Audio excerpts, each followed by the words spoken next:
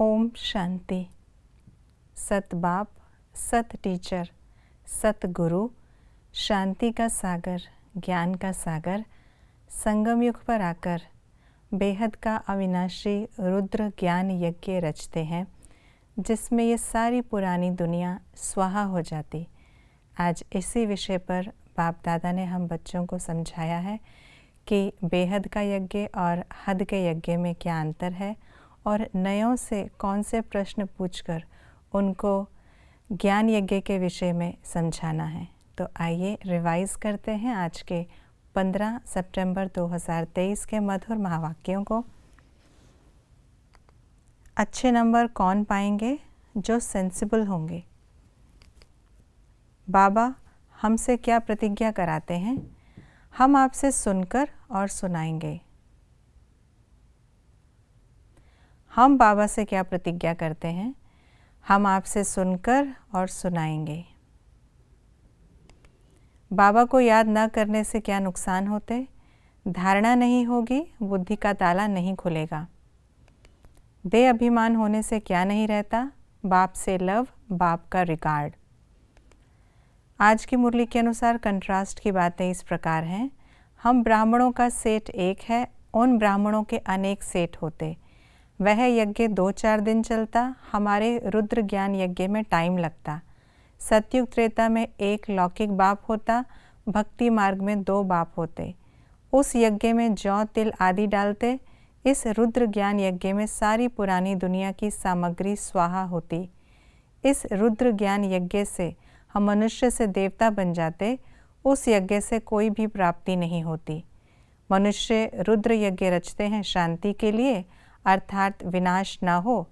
बाप यज्ञ रचते हैं कि इस यज्ञ से विनाश ज्वाला निकले और भारत स्वर्ग बने। आज की मुरली के अनुसार शिव बाबा की महिमा इस प्रकार है। सतगुरु, सत टीचर, निरहंकारी, सत बाबा, बेहद का बाप, शांति का सागर, स्वर्ग का रचयिता, मोस्ट बिलोवेड बाप।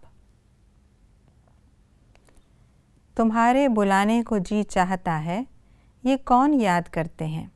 जो देवता थे, जो ब्राह्मण बने हैं, जिन्होंने पूरे 84 जन्म लिए हैं, जिन्होंने सबसे जास्ती बुलाया है, जो शिव अथवा सोमनाथ के मंदिर की स्थापना करते हैं। रुद्र ज्ञान यज्ञ के विषय में बाबा ने क्या समझाया? इसमें टाइम लगता है, ये बहुत बड़ा यज्ञ है, यह सच्चा यज्ञ रुद्र बाप ने ये रचा है। ऐसा यज्ञ और कोई नहीं होता। इससे विनाश ज्वाला निकली। इस यज्ञ में हम सब स्वाहा होते। यह है मनुष्य से देवता बनने का यज्ञ।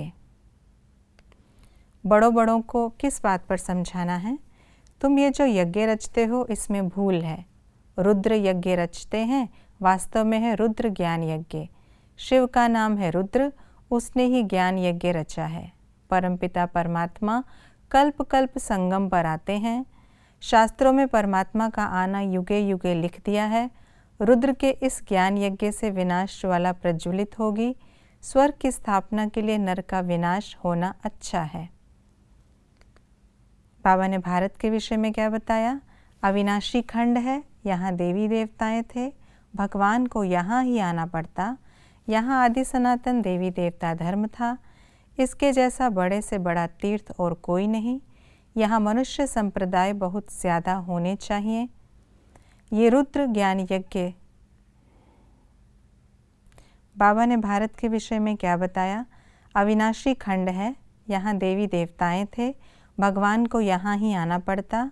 यहाँ आदि सनातन देवी देवता धर्म था। इसके जैसा बड़े से बड़ा तीर्थ और कोई नहीं।